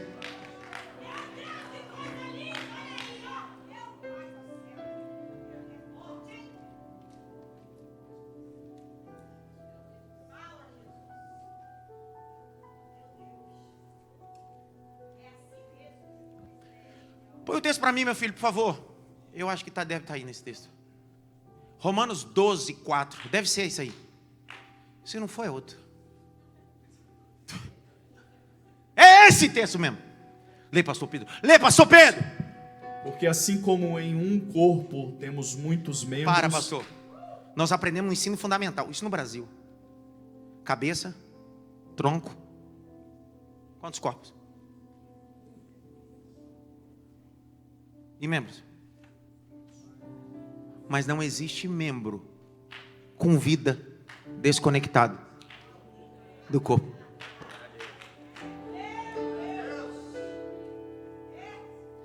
Posso ter o departamento de mulheres, mas ele tem que estar conectado no corpo.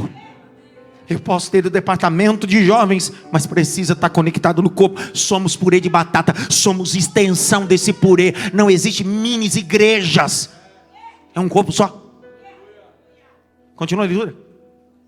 E nem todos os membros têm a mesma operação. 5. Assim nós, que somos muitos, somos um só corpo em Cristo, mas individualmente somos membros uns dos outros. Era pra você ter dado glória a Deus. No culto de irmã só vem as irmãs. No culto de jovens só vem os jovens. No congresso do fulano só vem fulano. Peraí, então isso aí deve ser 5 igrejas. Aqui, ó.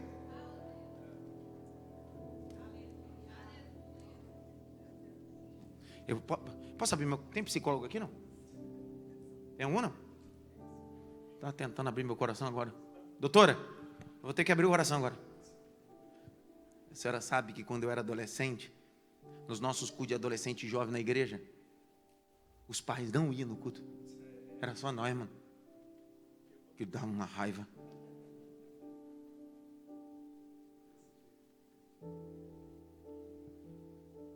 Posso falar uma loucura, sim ou não? Eu fui para o seminário batista tradicional. Depois fui fazer seminário metodista. Eu sou pastor de uma comunidade, vocês sabem disso. Sabe uma coisa que eu aprendi que é diferente da Assembleia de Deus, e eu não tenho nada a criticar, mas isso pode prejudicar o operacional. Nós criamos uma metodologia de igreja, de departamento.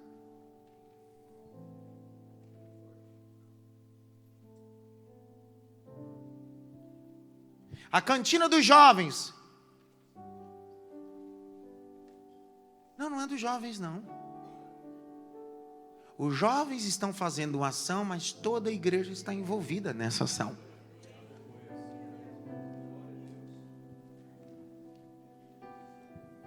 Atividade das irmãs. Quem vai fazer o diaconato? Pastor, posso fazer um apontamento aqui? Eu comecei a olhar a igreja local que pastor, porque eu estou falando daquilo que faço localmente. Então não estou falando de teoria, estou falando de exercício. Prática. Sabe o que eu faço? Mensalmente nós temos 4 cultos na quinta-feira. Que cada culto atua um dos ministérios da igreja local. Ministério de homens, então um culto específico para homens numa quinta-feira. Outro culto fêmea, que é o culto de mulheres. Ok? Outro culto de casais. E aos sábados, culto dos jovens. Quando é culto com as mulheres, que é o fêmea, você sabe quem faz o estacionamento diaconato da igreja, para todas as mulheres sentarem? Os jovens.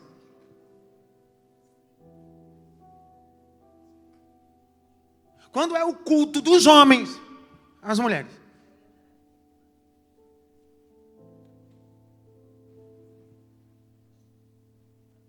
falando de prática. Eu comecei a entender. Cara, eles precisam entender, como comunidade local, que não é o clube da Luluzinha no culto de mulheres, clube dos bolinhas azuis.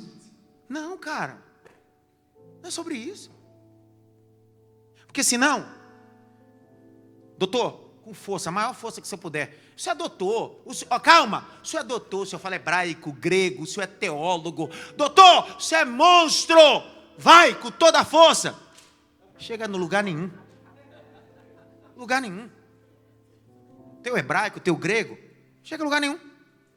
Não, mas eu tenho evangelista. E o evangelismo é o que diz a Bíblia. Jovem, vós sois fortes. E qual é o pulmão da igreja evangelística? É a juventude. Não, a gente é forte, é?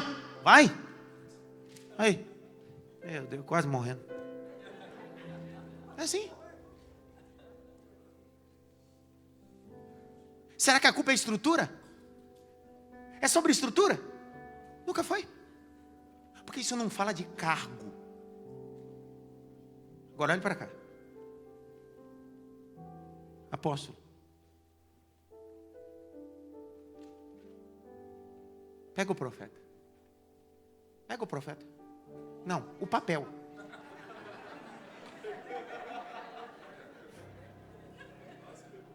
A massa. Apóstolo. Pega o evangelista. A massa. Apóstolo. Pega o pastor. A massa. Apóstolo. Pega o doutor. A massa. Junto. Olha para essa bola. O senhor consegue identificar onde começa o apóstolo e termina o evangelista? Consegue identificar onde começa o pastor e termina o doutor? Virou um purê. Vou contar até 3. 1, 2, 3. Joga.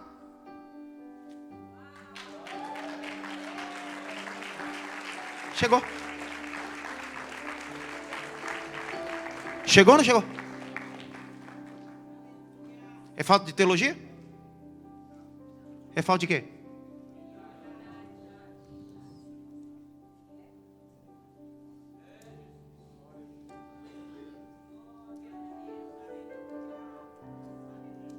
E aí, Paulo? A igreja de Corinto está com um problema. Qual é? Tem gente que é do grupo de Paulo, outro do grupo de Pedro.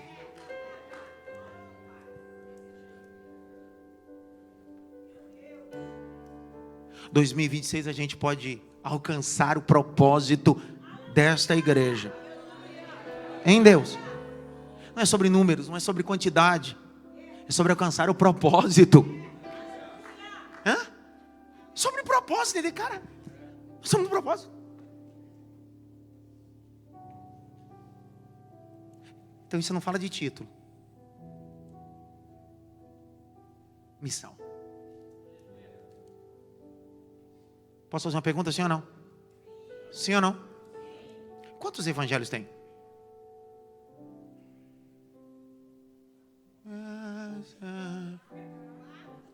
Quantos evangelhos tem? Não tem 4 evangelhos, nunca teve. Um evangelho. Evangelho é um só. A gente passa, por isso que eu disse para vocês, eu já escutei muita coisa. E não significa que estava certo. A maioria dos crentes cresce na igreja ouvindo que existem 4 evangelhos. Nunca houve 4 evangelhos. São 4 livros, 3 são sinóticos. O único que não é sinótico é João. Mateus, Marcos e Lucas são textos sinóticos. Visto na mesma perspectiva, que um se encaixa com o outro e se comunica um com o outro. Juntando os 4, dá um único evangelho. É o evangelho de Cristo, segundo escreveu Mateus. Evangelho de Cristo, segundo escreveu Marcos. Evangelho de Cristo, segundo escreveu Lucas. Evangelho de Cristo, segundo escreveu João. Nunca foi 4. Porque só pode ser um evangelho quando os 4 se tornam. Grite bem alto. Igreja. Por favor, eu queria muito que vocês fizessem isso. Porque nem na Broadway tem atores assim. Queria que vocês aplaudissem Jesus pelos meus autores.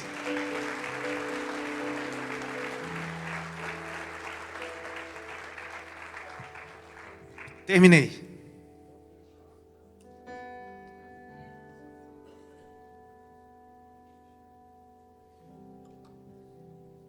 Termina?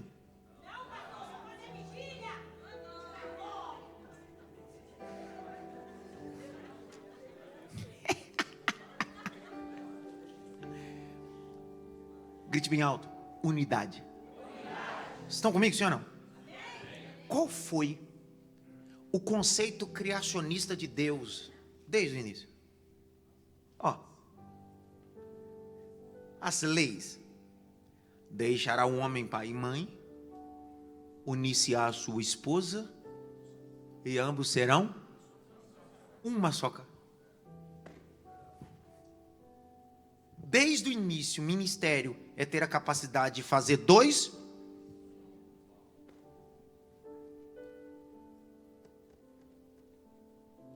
Você já leu aquele texto de um dia que Jesus está em Cafarnaum, cidade marítima, dentro de uma casa? Está lotada a casa, ninguém pode entrar. Só que quem precisava do milagre estava onde? Quem era? Um paralítico, sim ou não? Beleza. Como é que ele chegou até Jesus? Como? 4 amigos. Estão comigo, sim ou não? Vamos pensar que aquele camarada pesava, com a cama e com ele tudo, 100 quilos. Vou fazer uma totalidade, 100 quilos. Entre ele e a cama. 100 quilos. Subdividido em 4, vai dar quantos quilos para cada um? 25.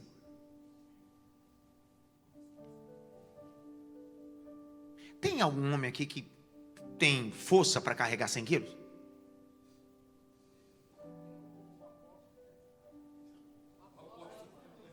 Eu não sei se é possível, mas é possível, professor? 100 quilos, um homem?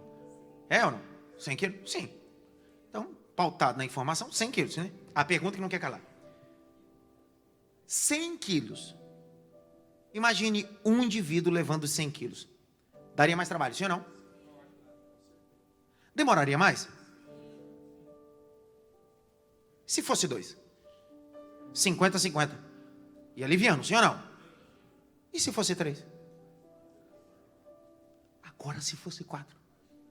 Aí olha só. Tem 4 que sobem, destelham e vão descendo o camarada. Alguém sabe o nome dos 4? Porque purê de batata não aparece nome.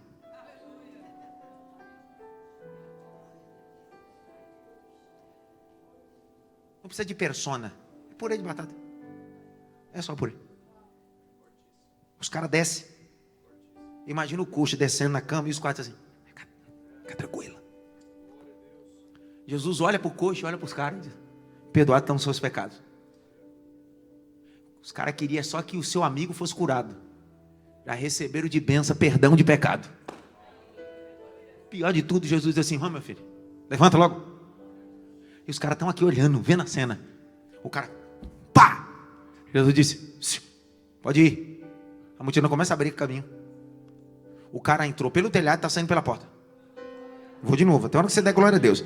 Ele entrou pelo telhado, está saindo pela porta da frente. Entrou pelo telhado, está saindo pela porta da frente. Entrou pelo telhado, saiu pela porta da frente. E os 4 amigos? Tiveram que voltar pelo mesmo lugar. Colocar a telha de volta. Se chama obreiro. Telha de volta. Descer devagarzinho e se encontrar com um ex-coxo lá na frente, famoso ainda. Por quê? Porque ninguém queria tirar foto com os 4. Selfie, dedicatória. Quem conversa? Todo mundo queria tirar selfie e foto com quem? O ex-coxo. Só que eu imagino esses 4 encontrando um amigo lá na frente, comemorando, dizendo: deu certo, deu certo, deu certo, deu certo, deu certo. Cara, isso é o ápice do evangelho. Isso é o lugar mais profundo que a gente pode chegar do evangelho. Ter a capacidade de escalar uma casa por outra pessoa, destelhar por outra pessoa, segurar por outra pessoa e comemorar pela vitória e pela honra da outra pessoa.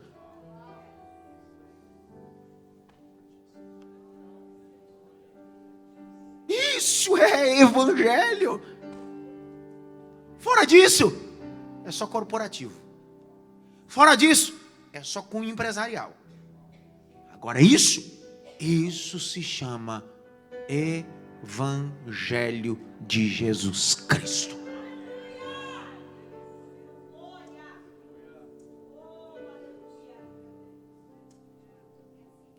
O evangelho não é quando eu prego, o evangelho não é quando eu canto. Já leu Lucas 10, 25? Um doutor da lei indaga Jesus e Jesus conta ali uma história. É a parábola do samaritano. O sacerdote já fez sua performance no templo. O levita fez sua performance no templo. E fora dele? Quem é que está agonizando? E o que ele precisava? De uma música? De ajuda. O que adianta cantar se a minha música não ajuda ninguém? O que adianta pregar se a minha pregação não ajuda ninguém? Esse é o confronto que Jesus está fazendo. Grite bem alto. Evangelho é ter a capacidade de cuidar das outras pessoas.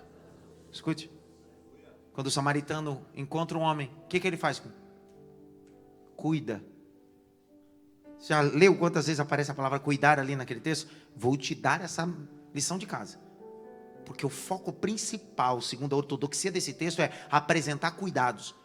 Ele cuida, põe atadura, azeite, vinho, põe sobre o cavalo e leva para uma estalagem.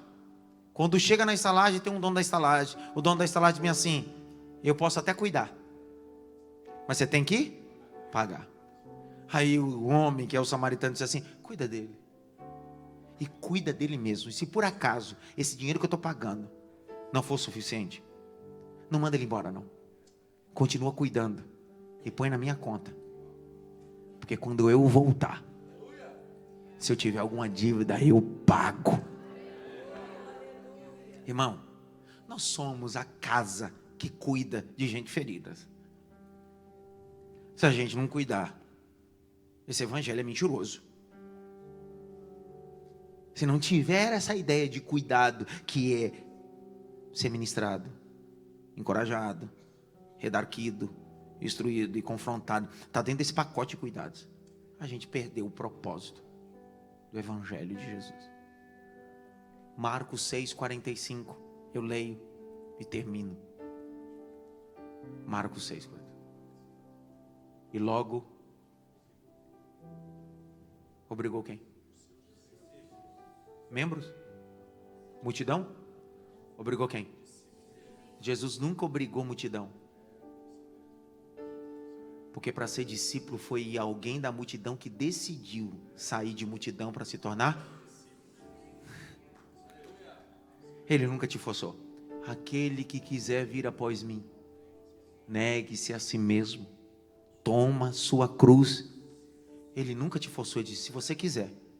Mas no dia que você tomou a cruz, você perdeu sua vontade, agora você cumpre a minha vontade. Então pare de se comportar como discípulo mimado. Pare de se comportar como obreiro mimadinho. Você decidiu caminhar atrás de Jesus e decidiu aceitar a vontade dele para você. E logo obrigou quem? Sabe o que significa a palavra discípulo? No grego, matetes. Sabe o que significa matetes no grego? Aprendiz. Vem da mesma expressão hebraica, talmidim. Aprendiz. Agora olha o texto. E logo obrigou quem? Seus aprendizes, seus alunos, seus talmidins. Sabe qual é o meu problema? O nosso problema. Que a gente acha que o nível nosso está tão alto que a gente já não acha mais ser aluno, nem talmidim, nem discípulo. A gente já se acha que é senhor. Eu termino, pastor Josias, dizendo que certamente isso deve ter acontecido com o senhor mais vezes do que comigo, pela idade e anos de ministério, mas eu já fiz muitas coisas que eu não queria fazer. O senhor sabe onde eu queria estar, pastor Josias? Ontem, eu não queria estar aqui. Eu não queria estar aqui ontem. Meu filho tem 7 anos, fez aniversário ontem. Eu não queria estar aqui, não. Eu me comprometi e vim estar. Depois que me comprometi, as passagens tinham sido compradas. Eu não poderia mais negar. Foi aniversário do meu filho. Eu não quero estar aqui, não, cara. Você acha que eu vou trocar meu filho por vocês? Nunca. Nunca. Entre meus filhos e minha esposa e vocês, a igreja que eu pastorei, é minha esposa e os meus filhos são mais importantes que qualquer outra coisa. Só que eu sou discípulo. E tem muita coisa na minha vida que eu faço, que eu não queria, mas sou obrigado. E a pergunta é, por que ele me obriga a fazer algumas coisas? Marcos 6,45. Jesus obrigou os discípulos a entrar no barco e atravessar o mar, sim ou não? Capítulo 6, versos 51 e 52. Lê, pastor Pedro, por favor. Por que ele me obriga a fazer algumas coisas? Lê. E subiu para o barco para estar com eles. E o vento se aquietou, e entre si ficaram muito assombrados e maravilhados. 52. Pois não tinham compreendido o milagre dos pães. Antes, o seu coração estava endurecido. Por que ele me obriga a fazer algumas coisas? Ele quer tratar meu coração. Por que te obriga a fazer algumas coisas? Os discípulos tinham acabado de passar o momento mais importante da vida, a multiplicação dos pães. Deu tudo certo? Deu ou não deu? Todo mundo comeu e repetiu, sim ou não? Só que Jesus estava dizendo, enquanto vocês estavam distribuindo pão e peixe, eu não estava olhando para a mão de vocês. Estou olhando para o coração. A gente está muito bom de distribuir pão e peixe, mas muito ruim de coração, cara. E Jesus está dizendo, cara, eu vou te levar num lugar, eu não vou te matar, eu não vou te ferir, mas eu vou mudar teu coração.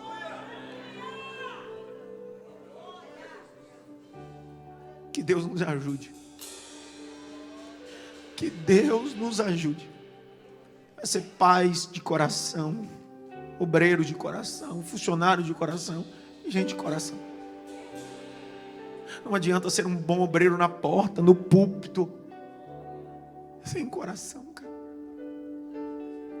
Por isso que Jesus disse, em vão vocês me adoram com os vossos, mas o vosso... João capítulo 13, o diabo já tinha posto no coração de Judas. Está na hora da gente voltar e entender. É melhor um obreiro pregando sem hermenêutica e exegese, com coração, do que gente com hermenêutica e exegese, sem coração. E se já juntar os dois, melhor ainda. Se ele tiver hermenêutica, exegese e coração, tá ótimo. John Bunyan, um dos últimos puritanos, frase célebre dele: é melhor uma oração sem palavras com coração do que uma oração com palavras sem coração. Fique em pé.